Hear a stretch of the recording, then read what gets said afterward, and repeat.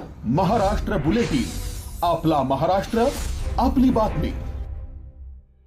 नाशिक विधान परिषद निवडणुकीतून या क्षणाची सर्वात मोठी आणि खळबळजनक बातमी समोर आली आहे. नाशिकच्या राजकारणात सरळ भूकंप झालाय. महायुतीच्या अधिकृत उमेदवाराविरोधात बंड पुकारणारे गोकुळ गीते नाशिकच्या निवडणुकीचा चेहरा बदलणार का, याकडे संपूर्ण महाराष्ट्राचं लक्ष लागलंय.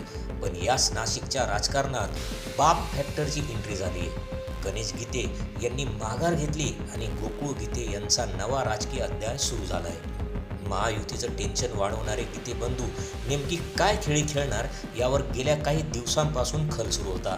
मात्र गणेश गीते बॅकफूटवर गेल्याची चर्चा असून गोकुळ गीते फ्रंट फूटवर येऊन बॅटिंग करण्याच्या तयारीत आहेत. सूत्रांकडून मिळालेल्या अत्यंत विश्वासार्ह माहितीनुसार कुणाल दराडे यांनी एक वादग्रस्त वक्तव्य केलं होतं. गणेश गीते आणि गोकुळ गीते काय, त्यांचा बाप पण माघार घेईल असं दराडे म्हटल्याची जोरदार चर्चा नाशिकच्या राजकीय वर्तुळात रंगली आणि याचं विधानाने गीते कुटुंबाचा स्वाभिमान दुखावला गेला.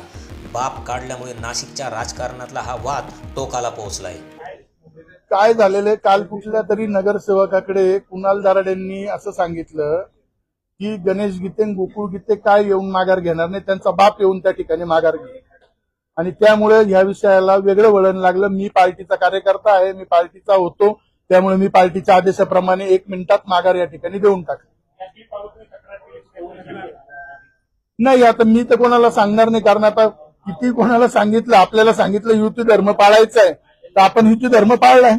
युती धर्म पाळा, पण अशा स्वरूपाचे जर वक्तव्य केलं असेल तुमच्या बाबत त्याविषयी त्याच्यावर आता राज्यातले नेते निर्णय घेतील ना या ठिकाणी, की जर निवडणुकीच्या अगोदरच लोकांचे आई बाप त्यांचे पार तुम्ही श्राद्ध घालायला लागले आणि या ठिकाणी जर लोकांना सांगायला लागले त्याचा बाप येऊन माघार देईल, तर त्याला माहित नसेल. आता माझाही बाप आहे ना देवेंद्रजी या ठिकाणी राज्यामध्ये.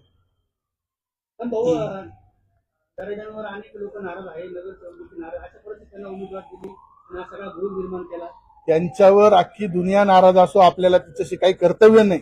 पण त्या ठिकाणी आपलं कर्तव्य आपल्या पार्टीशी होतं, आपल्या पार्टीशी लॉयल्टी होती, पार्टीच्या मागे आपण पार्टीने जो आदेश दिला तो पूर्ण केला. हा केवळ कौटुंबिक वाद किंवा अंतर्गत बंडाळी नाही, तर हा नाशिकच्या राजकारणावर आपली पकड मजबूत ठेवण्यासाठीचा मास्टर स्ट्रोक आहे. गणेश गीतेंची भूमिका बदलली असली तरी गोकुळ गीते यांची दमदार एंट्री महायुतीसह विरोधकांची झोप उडवणारी ठरणार आहे. नाशिक विधान परिषदेची ही लढाई केवळ मतांची राहिलेली नाही, तर अस्तित्वाची आणि प्रतिष्ठेची बनलेली आहे. गोकुळ गीतेंचा हा नवा अध्याय नाशिकचा किंग मेकर ठरणार का, याकडे नाशिकसह राज्याचं लक्ष लागलंय. महाराष्ट्र बुलेटिनसाठी सयाजी पवार, नाशिक. महाराष्ट्र बुलेटिन, आपला महाराष्ट्र, आपली बातमी.